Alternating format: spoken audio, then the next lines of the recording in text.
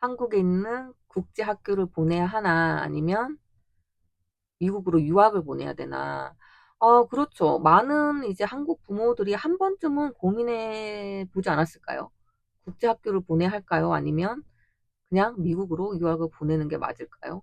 그 사실 겉으로 보면 좀 비슷해 보이잖아요. 그렇죠? 영어로 공부하고 해외 대학을 목표로 하고 그렇게 뭐 글로벌 인재를 키우고 하지만 실제로는 사실 매우 다른 교육 시스템입니다. 특히 이제 어떻게 아이를 성장시키냐 하는 그 방식 자체가 다르다고 할 수 있을 것 같아요. 그 국제학교는 뭐 많은 사람들이 그냥 영어로 수업하는 학교 아닌가요? 라고 생각을 하시던데 국제학교의 핵심은요, 영어가 아니라 교육 철학에 있습니다. 한국의 국제학교들은 뭐 대부분 이제 미국식 AP, 저 IB 또는 영국식의 A 레벨 그런 커리큘럼을 운영을 하잖아요. 그래서 이 교육 과정들이 공통점은 단순하게 이제 암기를 하는 것이 아니라 사고력을 중요하게 여긴다는 겁니다. 그래서 예를 들어서 IB 이제 프로그램의 학생들은 단순히 그냥 정답을 찾는 훈련을 하는 게 아니라 왜 그럴까? 다른 관점은 없는가? 아니면 이 지식은 어디에서 왔을까? 아니면 이 문제는 사회에 어떤 영향을 미치는가? 뭐 이런 것을 끊임없이 질문하고 탐구를 하죠. 그래서 이제 고등학교 과정에서는 또 독립 연구 논문 같은 것을 작성을 하고 TOK 과목을 통해서 우리가 알고 있다고 믿는 지식 그런 자체를 그냥 분석하고 질문하는 훈련을 받게 됩니다. 한국 학생들에게는 상당히 낯선 교육 방식이죠. 또 AP 과정은 조금 달라요. AP는 미국 대학교 이제 1학년 수준의 과목을 고등학교에서 미리 배우는 시스템입니다. 그래서 그런 과목들을 수강을 해서 대학 수준의 학업에 도전을 하는 거죠. 그래서 미국 대학 이제 입학 사정관들은 이제 학생이 얼마나 어려운 과목에 도전을 했는지 그 중요성을 보기 때문에 AP 과정은 학생의 학업적 역량을 보여주는 좀 강력한 지표가 된다고 할 수 있겠죠. 그리고 이제 국제학교의 또 다른 특징은 대학 진학 시스템이 아주 체계적이에요.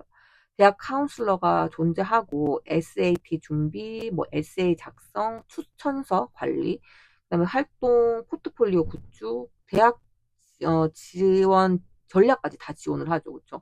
그래서 학교 자체가 해외 대학 진학을 목표로 설계되어 있는 경우가 대부분이에요. 그래서 수업 방식도 사실 일반 학교랑은 다르죠. 토론, 발표, 뭐 프로젝트, 리서치, 협업 활동 같은 것이 많고 그래서 학생들은 이제 어릴 때부터 자신의 이제 생각을 좀 논리적으로 표현하고 사람들 앞에서 발표하고 또 다양한 또 사람들하고 협력하는 그런 훈련을 받게 됩니다. 그렇지만 이제 국제학교에도 한계는 있죠. 아무리 국제학교라고 해도 대부분은 여전히 한국 안에 있잖아요. 그래서 한국 안에 학교 안에서는 영어를 사용하고 또 학교 밖에서는 한국어를 쓰고 그리고 친구들도 사실 상당수가 한국인입니다. 그래서 영어를 잘해요. 잘하게 될 수는 있지만 사실 영어로 살아가는 경험과는 분명한 차이가 있는 거죠. 음. 그래서 예. 그래서 이제 미국 유학은 이제 어떨까요? 어, 그러니까 미국 유학은 많은 사람들이 미국에 가면은 공립학교를 그냥 다닐 수 있을 거라고도 생각을 하시더라고요. 그런데 사실 미국 시민권자나 영주권자가 아닌 학생이 F1 비자죠. 학생 비자로 미국에 오게 되면 공립 초등학교와 중학교는 사실상 다닐 수가 없습니다. 그리고 공립 고등학교도 최대 이제 1년까지만 허용이 되는 걸로 알고 있어요. 그래서 대부분 유학생들은 어디? 사립학교를 선택을 하는 거죠. 그리고 사립학교는 다양하죠. 뭐 대학 진학 중심 학교도 있고, 뭐 기독교 학교, 뭐 예술 특화, 스템, 보딩스쿨, 뭐 그런 다양한 형태로 사립학교들이 존재하고 있고, 비용도 뭐 다 다르죠. 그리고 뭐 학비, 주거비, 식비, 뭐 의료, 항공료 이런 거 과외도 많이 하니까 과외 비용까지 하면은 학비가 이제 뭐 수십만 달러까지 될 수도 있죠.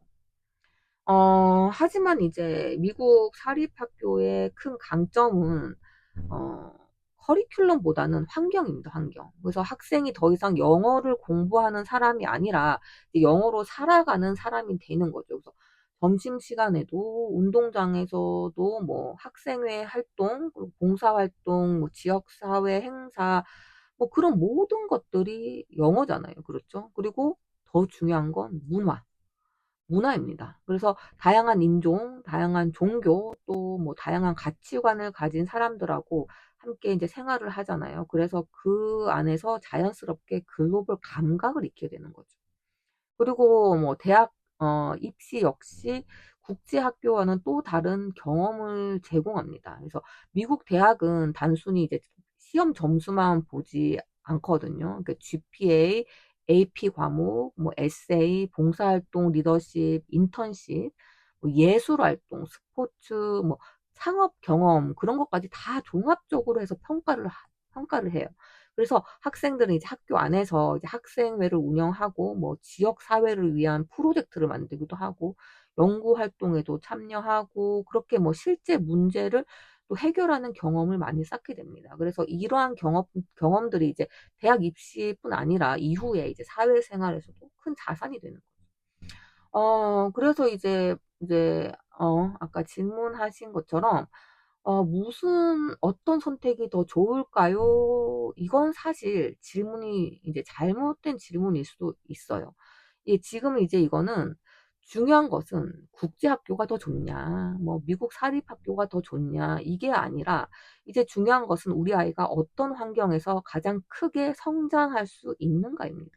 어떤 아이는 국제학교의 그 체계적인 글로벌 커리큘럼 속에서 성장을 하죠. 그리고 어떤 아이는 미국의 사회 속으로 직접 들어가서 다양한 사람들과 부딪혀 가면서 또 성장을 하게 됩니다. 그래서 앞으로의 시대는 제가 늘 말씀드리지만 정답을 많이 외운 사람보다는 새로운 환경에 적응할 수 있는 사람, 그리고 다양한 사람들과 협력할 수 있는 사람, 그리고 AI와 함께 문제를 해결할 수 있는 사람, 또 평생 배우는 사람을 요구할 가능성이 높은 거죠.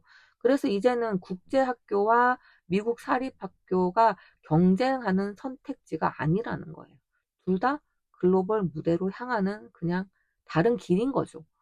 그렇게 성장하는 그냥 방식이 다른 것뿐입니다. 그래서 국제학교는 글로벌 무대를 준비하는 길일 수 있고, 또 미국 사립학교는 글로벌 무대 안에서 직접 살아보는 길일 수 있는 거죠.